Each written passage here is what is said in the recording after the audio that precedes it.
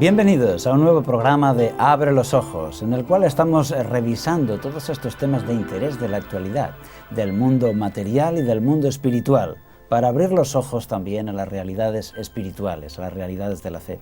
Y hoy tenemos un programa basado en la ciencia, porque tenemos con nosotros al profesor Samuel Soret. ¿Qué tal? Bienvenido al programa. Gracias, encantado de estar aquí. El profesor Samuel Soret es catedrático del Departamento de Salud Ambiental en la Universidad de Loma Linda, California, en Estados Unidos. Es uno de esos españoles que marcharon para tomar más estudios, ¿verdad? Estudios en Estados Unidos, y que se abrió camino y con la bendición de Dios tuvieron gran éxito allá. Empezó como licenciado de Ciencias Biológicas en la Universidad de Valencia y luego hizo el máster de Salud Pública en Berkeley, California. Y luego tomó su doctorado en Biología en Loma Linda, California. Y después de 2 años de investigación, como investigador de posgrado en Riverside, California, pues en la actualidad ha llegado a ser el catedrático en esa Facultad de Salud Pública de Loma Linda, California. Por eso es un privilegio tenerle con nosotros. Y la primera pregunta sería, tú tienes un modelo ecológico, Samuel. Este modelo de cómo podría un cristiano afrontar este problema medioambiental. Por favor, háblanos de este modelo. Con mucho gusto. Es un modelo que yo llamo ecoteológico, porque liga conceptos y categorías tomadas de la ecología y de la teología. La esencia o la base fundamental del mismo es que la crisis medioambiental, los problemas medioambientales que enfrentamos, como por ejemplo el cambio climático, no son la raíz del problema en sí mismo, sino manifestaciones o consecuencias de un problema más profundo. Este problema más profundo es lo que la tradición cristiana ha referido como pecado, básicamente. Pecado en el sentido original del término como alienación o separación de Dios. La tradición bíblica nos presenta el pecado desde este punto de vista. La criatura se separa del Creador, alienación. Alienación consigo mismo, con respecto a los demás, y con respecto al mundo creado. Y ya el relato del Génesis nos habla de cambios en el ecosistema terrestre, como consecuencia de esta separación de la criatura con respecto a Dios, al Creador, el origen de la vida, el origen de la existencia. Entonces, este problema es un problema espiritual, es decir, este es el primer elemento de esta síntesis ecoteológica que yo estoy llamando. Lo que vemos, la degradación medioambiental, los tremendos retos medioambientales que la humanidad tiene, son manifestaciones relativamente superficiales en la superficie. La raíz es el pecado, es la alienación, básicamente. Entonces, ¿podríamos decirlo de otras palabras, hablando del egoísmo humano, de que el egoísmo humano lleva consigo todas esas consecuencias? Sí, porque el egoísmo humano es una consecuencia de la separación de Dios. O sea, el hombre está alienado en todas sus dimensiones. Interiormente, en sus relaciones con los demás, y en su relación con el mundo creado, con la naturaleza. El hombre comparte con el Creador el mismo origen. Nuestro progenitor es Dios. Por tanto, la naturaleza, el mundo creado, es nuestra hermana. Sin embargo, lo mismo que estamos separados o alienados de Dios y de los demás, también lo estamos de la naturaleza. Esto implica que para resolver los problemas medioambientales tenemos que tener en cuenta esto, es decir, hay que volver a Dios. La solución no puede ser meramente una solución tecnológica, que se necesita también, hay elementos tecnológicos, pero ha de implicar también todas estas consideraciones de tipo teológico. La solución ha de ser una solución espiritual. Y aquí yo introduzco, me gusta mucho un pasaje que aparece en la epístola del apóstol Pablo a los Romanos, en el capítulo 8, donde habla de la creación.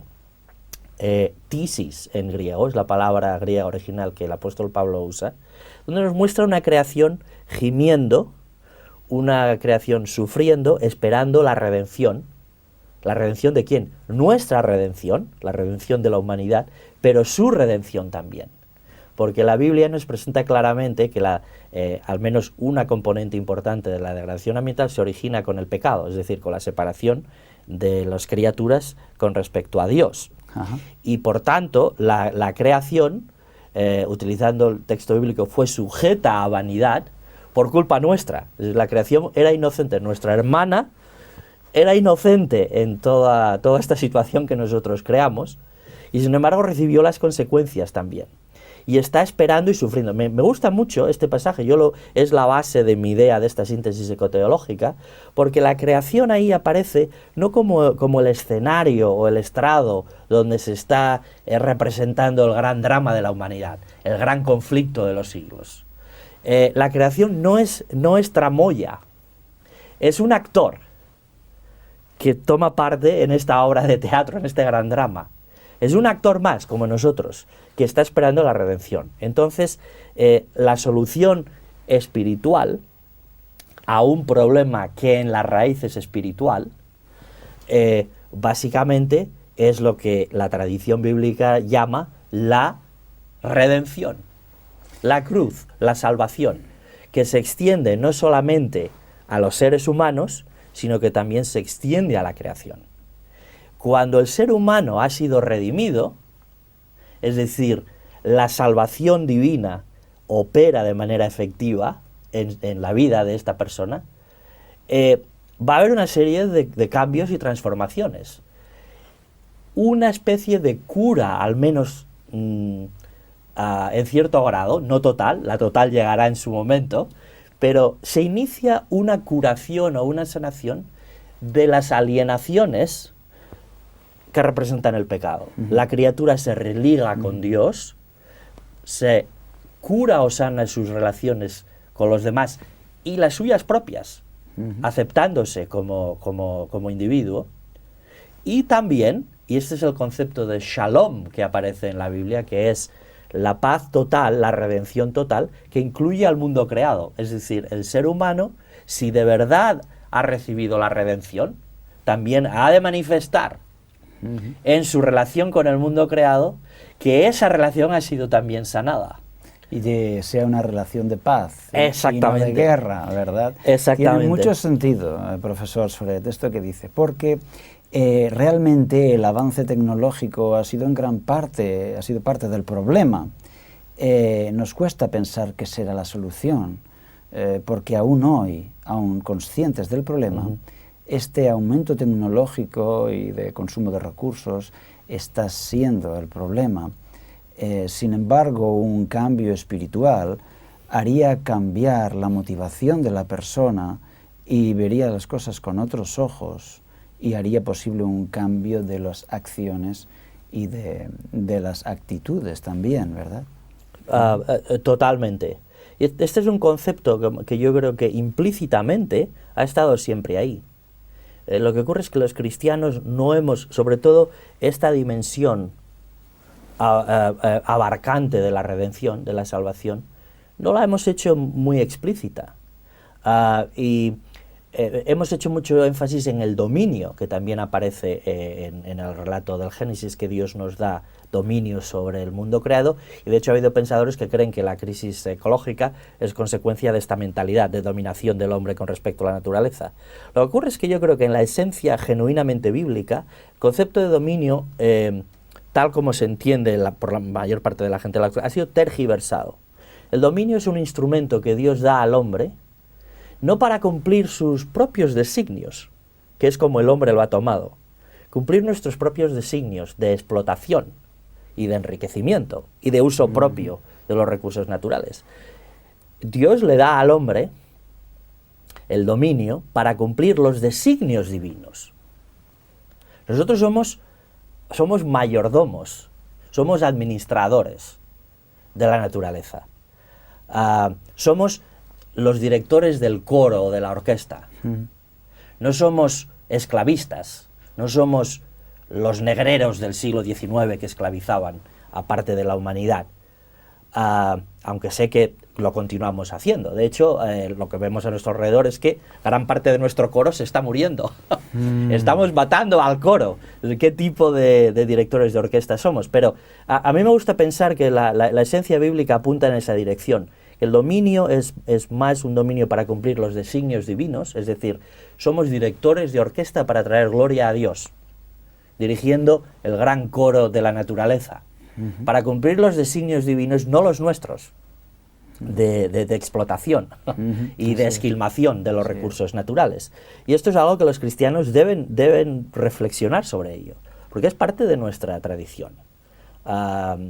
Así que yo no estoy de acuerdo con que necesariamente el dominio es lo que ha llevado a la crisis ecológica. Esto me recuerda la esencia del texto bíblico, cuando Dios pone al hombre en la tierra, y tal como lo cuenta la Biblia, dice que puso al hombre en un huerto para que lo labrara y lo cuidase, y me gusta esa palabra, para que lo labrara y lo cuidase. Parece que son palabras que encierran una ternura, un cariño, un cuidado, una atención y un respeto, y que hoy en día no podríamos decir que cuidamos la tierra, ni que tenemos ese respeto, ¿verdad?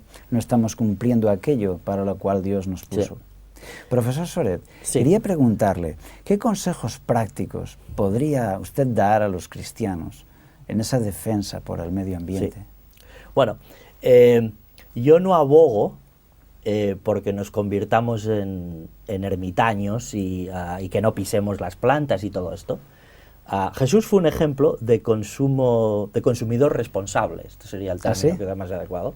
Sí, yo encuentro interesante que Jesús, por ejemplo, sobre todo en su ámbito semítico y en Oriente Medio, no apareció como un jardinero.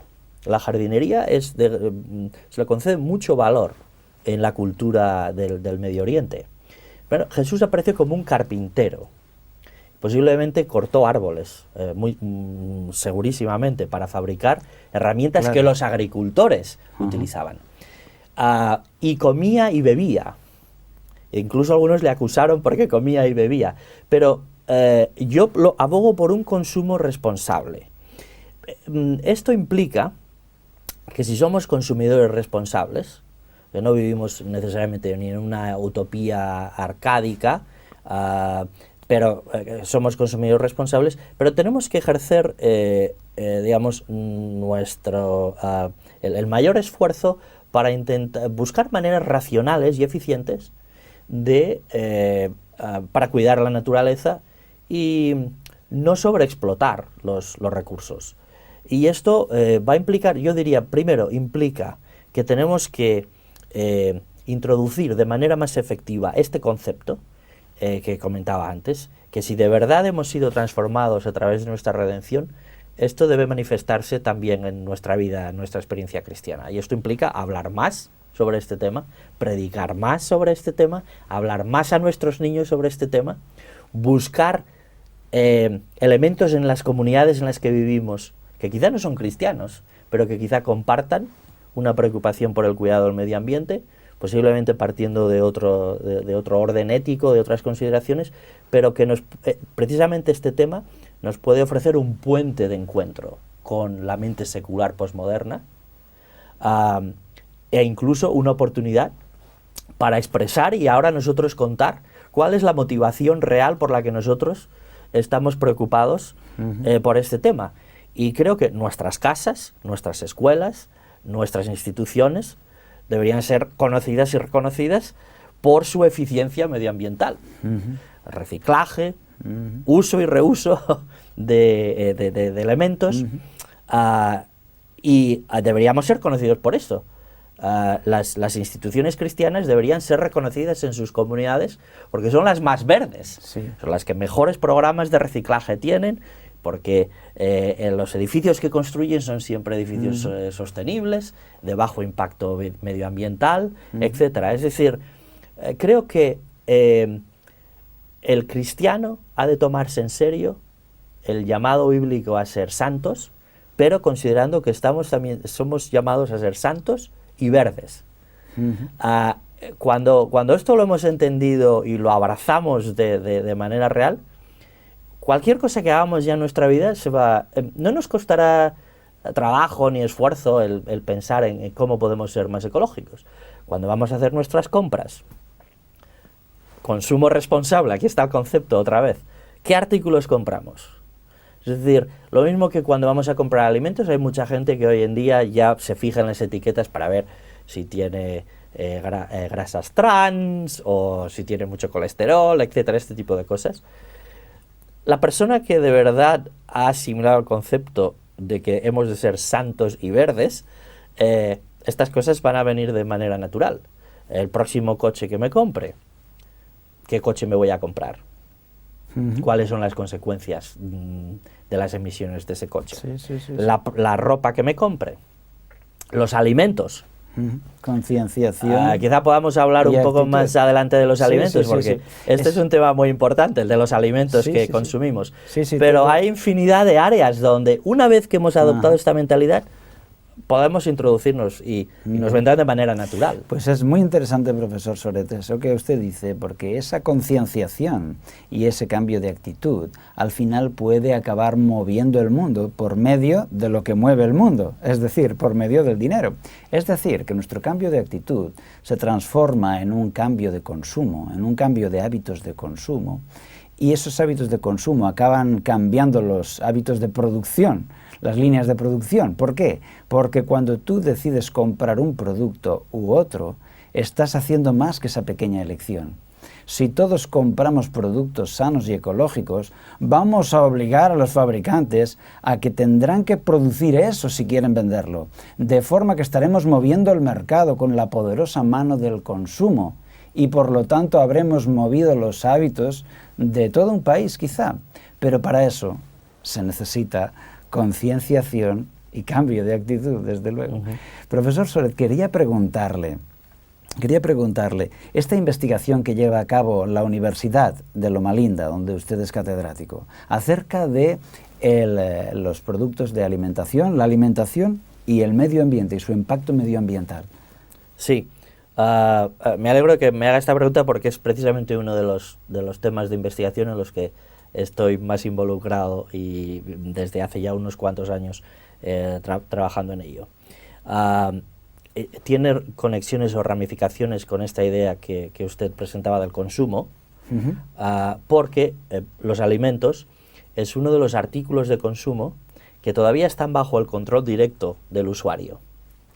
Nadie nos impone lo que compramos para comer y nadie nos impone necesariamente qué comer, al menos supuestamente, ¿no? Yo todavía asumo que las personas hacen decisiones relativamente racionales a la hora de escoger qué comer. Entonces, esta investigación que estamos llevando a cabo ya desde hace un tiempo tiene conexiones con esto. Pero es un área emergente que liga la disciplina de la nutrición humana con la salud ambiental. Es lo que nosotros llamamos nutrición ambiental o nutrición medioambiental. La idea es la siguiente: estudiar la conexión o el impacto medioambiental, es decir, el coste medioambiental del sistema alimentario. Hemos empezado nosotros enfocándonos en la producción de alimentos y ahora ya estamos extendiéndonos al transporte de los alimentos y también al procesado industrial de los alimentos. Entonces, lo que estamos encontrando es que, fundamentalmente, debido al hecho de que, hay dos factores fundamentales aquí en la base. Uno es, la agricultura moderna ya dejó de ser sostenible hace tiempo, porque la agricultura moderna es una práctica industrial. Profesor, cuando dice dejó de ser sostenible, se refiere a que de la forma que se hace está contaminando o está siendo agresiva con el medio, de forma que nos pasará una terrible factura. Sí, pues se lo voy a explicar de manera muy gráfica. Si usted tiene una cuenta en el banco que representa el capital y está sacando más de lo que usted repone en la cuenta, va a haber un déficit, más pronto o más tarde, ¿verdad? Y estará en números rojos. La agricultura tradicional siempre operaba en números negros, en tinta negra.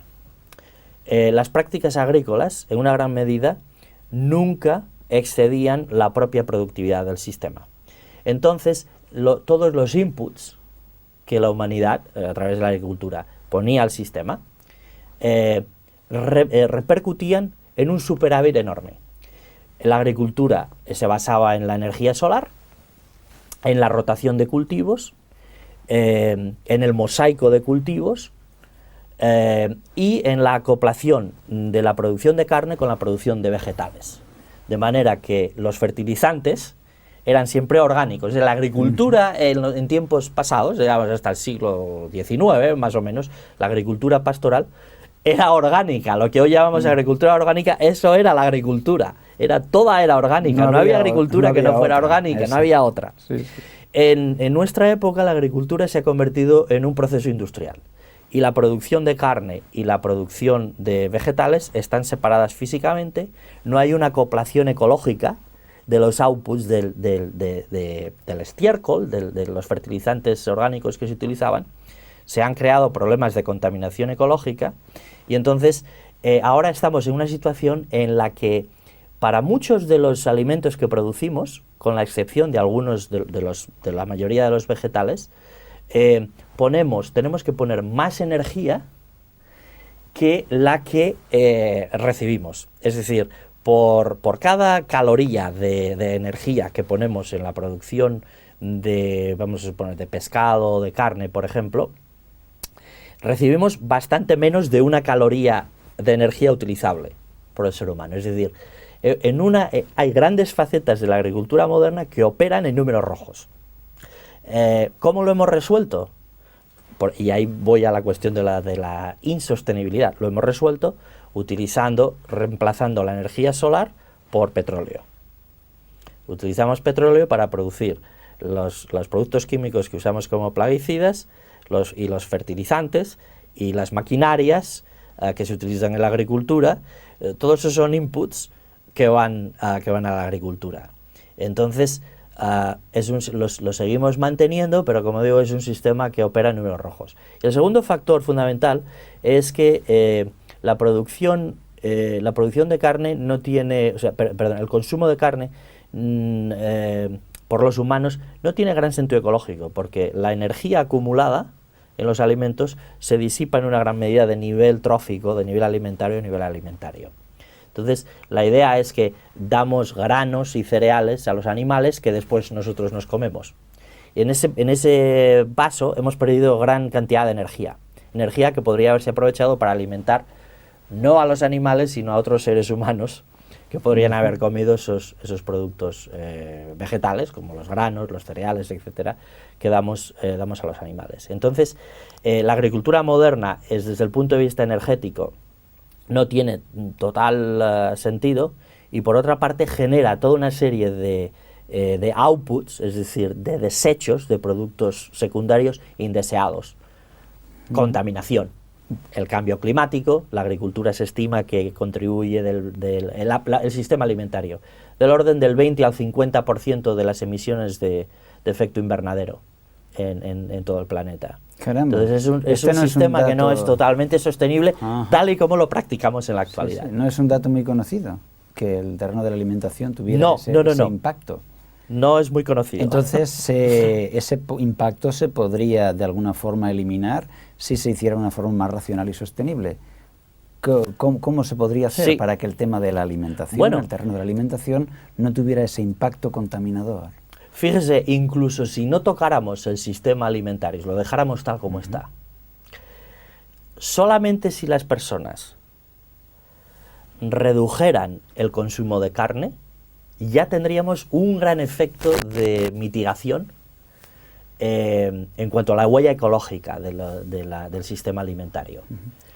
Por supuesto que si hacemos mucho más eficiente todo el sistema agrícola y de procesado de alimentos y de transporte y todo esto, que esto de transporte puede ser importante. Hoy en día, yo no sé si usted recuerda, pero al menos yo cuando era pequeño, las frutas, por ejemplo, que comíamos eran siempre las de la temporada. Claro. Hoy día comemos frutas y otros alimentos en cualquier época del año. ¿Por qué? Porque vienen por aviones o por barcos. El transporte es otro elemento no despreciable. Pero incluso si el sistema lo hacemos muy eficiente, todo el sistema alimentario, las elecciones individuales que a cada día hacemos con respecto a qué comemos son tremendamente importantes. Nosotros, esta es una de las claves de los estudios que estamos haciendo. Estamos estudiando una población enorme en California de más de 30.000 personas, la mayoría de los cuales son vegetarianos. Es decir, esa es la población de investigación. Sí, esto es un grupo de investigación que corresponde al Adventist Health Study, el estudio de salud de los adventistas. La mayoría de los cuales son vegetarianos, han reemplazado la carne con productos vegetales. Y hemos comparado los que no la han reemplazado, que aún así comen menos carne que el promedio de la población, pero bueno, tienen un consumo de carne. Es un consumidores moderados de carne. Y aún así hemos encontrado una diferencia notable. Cuando hemos estudiado las dietas, todo lo que ellos comen, y hemos después obtenido datos del estado de California con respecto a todos los inputs, todos los costes, en términos de agua, de plaguicidas, de fertilizantes, de combustible, que es decir, todo esto lo hemos ligado con los datos, digamos, humanos.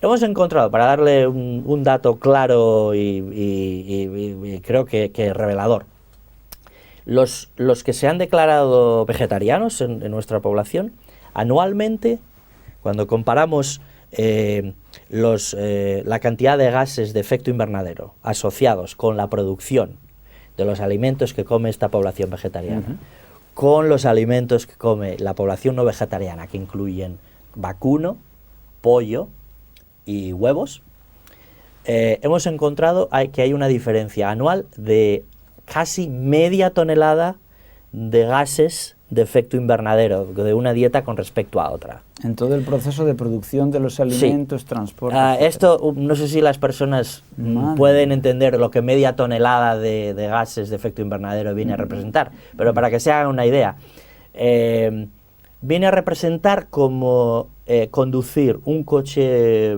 promedio de pasajeros, utilizando los estándares de emisión de la Agencia de Protección del Medio Ambiente de los Estados Unidos, que son los datos que he utilizado, viene a representar como conducir un coche, como digo, medio, de tamaño medio de pasajeros, alrededor de 3.000 kilómetros.